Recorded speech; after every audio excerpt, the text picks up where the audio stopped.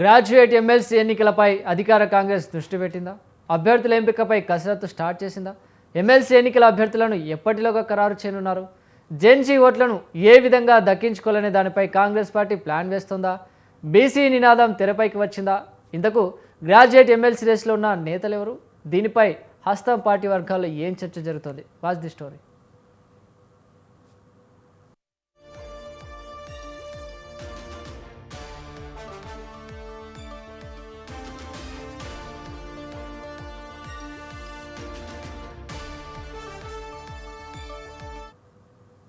తెలంగాణలో 2 graduate MLC స్థానాలకు త్వరలో ఎన్నికల నగారం మోగనుంది. దీంతో ఇప్పటి నుంచే అన్ని పార్టీలు దృష్టి సారించాయి. బలమైన అభ్యర్థుల కోసం ఇప్పటి నుంచే సమాలోచనలు చేస్తున్నారు. ఇక అధికార కాంగ్రెస్ పార్టీ ముందుగానే అభ్యర్థుల ఎంపిక కోసం కసరత్తులు చేస్తోంది. ముందుగానే అభ్యర్థులను ప్రకటించాలని పీసీసీని ఏఐసీసీ ఆదేశించింది. దీంతో 2 ఎమ్మెల్సీ స్థానాలపై పీసీసీ పోస్ట్ మార్టం స్టార్ట్ చేసింది. ఇక ఖమ్మం, నల్గొండ, వరంగల్ ఎమ్మెల్సీ స్థానంలో విజయం సాధించడం కాంగ్రెస్ పార్టీకి కీలకంగా మారింది. సెప్టెంబర్ నుంచి గ్రాడ్యుయేట్ ఎమ్మెల్సీ ఎన్నికల ఓటరు నమోదు ప్రక్రియ స్టార్ట్ కానుంది. ఇక వచ్చే ఏడాది ఫిబ్రవరి లేదా మార్చి నెలలో 2 పట్టభద్రుల ఎమ్మెల్సీ ఎన్నికలు కూడా జరగనున్నాయి.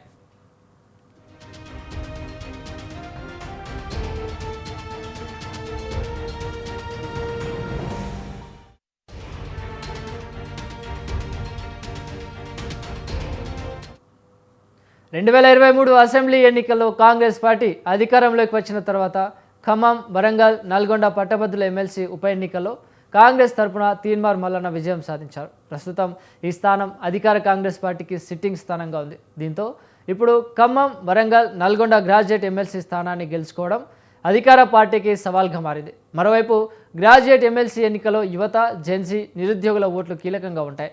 దీంతో వీరి మద్దతును పొందడం కోసం కాంగ్రెస్ పార్టీ వ్యూహాలు రచిస్తోంది. అన్ని పార్టీల కంటే ముందే అభ్యర్థులను ప్రకటించాలని హస్తం పార్టీ భావిస్తుంది.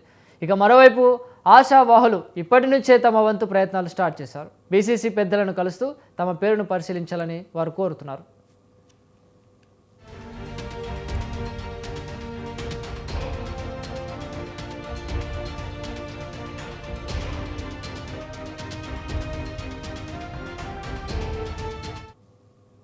ఖమ్మం, వరంగల్, నల్గొండ పట్టభద్రుల పరిధిలో మొత్తం 34 అసెంబ్లీ స్థానాలు ఉన్నాయి. 2023లో జరిగిన అసెంబ్లీ ఎన్నికల్లో కాంగ్రెస్ పార్టీ 30 అసెంబ్లీ స్థానాలు గెలిచింది. ఆ తర్వాత బీఆర్ఎస్ నుంచి గెలిచిన 2 ఎమ్మెల్యేలు, station Ghanpur MLA Kadiyam Srihari, Bhadrachalam MLA Tellam Venkatrao Congress పార్టీలో చేరారు. లోక్సభ ఎన్నికల్లో ఈ 3 ఉమ్మడి జిల్లాలో ఉన్న 5 లోక్సభ స్థానాల్లోనూ కాంగ్రెస్ గెలిచింది. అయితే ఎమ్మెల్యేలో కేవలం 2 మాత్రమే బీసీలు గెలిచారు. ఆలేరులో బీర్లా ఐలయ్య, వరంగల్ ఈస్ట్ నుంచి రాష్ట్ర మంత్రి కొండా సురేఖ మాత్రమే బీసీ సామాజిక వర్గం నుంచి ఎమ్మెల్యేలు. 5 లోక్సభ స్థానాల్లోనూ బీసీలు ఎవరూ లేరు. దీంతో ఖమ్మం, వరంగల్, నల్గొండ పట్టభద్రుల ఎమ్మెల్సీ స్థానం బీసీలకు ఇవ్వాలనే ప్రతిపాదన తెరపైకి వచ్చింది. బీసీలకు ఛాన్స్ ఇవ్వడం ద్వారా ఈ అంశాన్ని గ్రాడ్యుయేట్ ఓటర్ల వద్దకు సానుకూలంగా తీసుకువెళ్ళవచ్చనే అభిప్రాయం ఇప్పుడు వ్యక్తమవుతోంది.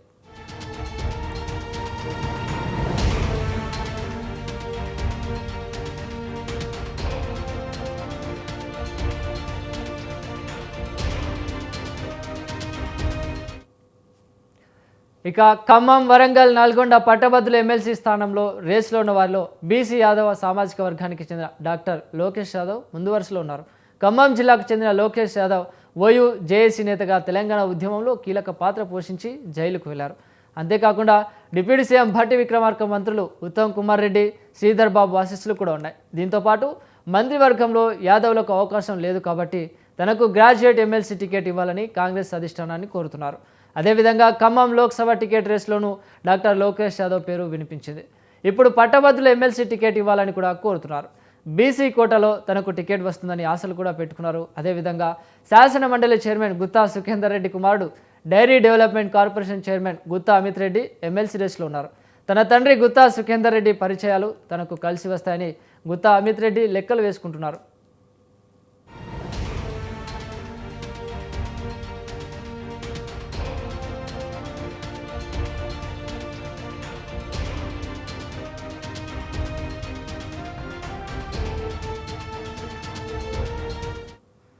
రెండు 2023 అసెంబ్లీ ఎన్నికల ఫలితాల తర్వాత గుత్తా అమిత్ రెడ్డి కాంగ్రెస్ పార్టీలో చేరారు. టూరిజం కార్పొరేషన్ మాజీ చైర్మన్ పటేల్ రమేష్ రెడ్డి స్టేషన్ ఘన్పూర్ నుంచి కాంగ్రెస్ అభ్యర్థిగా పోటీ చేసి ఓడిన సింగాపురం ఇందిరా మరో బీసీ నేత చెనగాని దయాకర్ పేర్లు సైతం ప్రముఖంగా వినిపిస్తున్నాయి. ఖమ్మం, నల్గొండ, వరంగల్ పట్టభద్రుల ఎమ్మెల్సీ స్థానంలో కాంగ్రెస్ పార్టీ తమ అభ్యర్థిగా ఎవరిని బరిలోకి దింపుతుందనే దానిపై ఆసక్తి పెరుగుతోంది.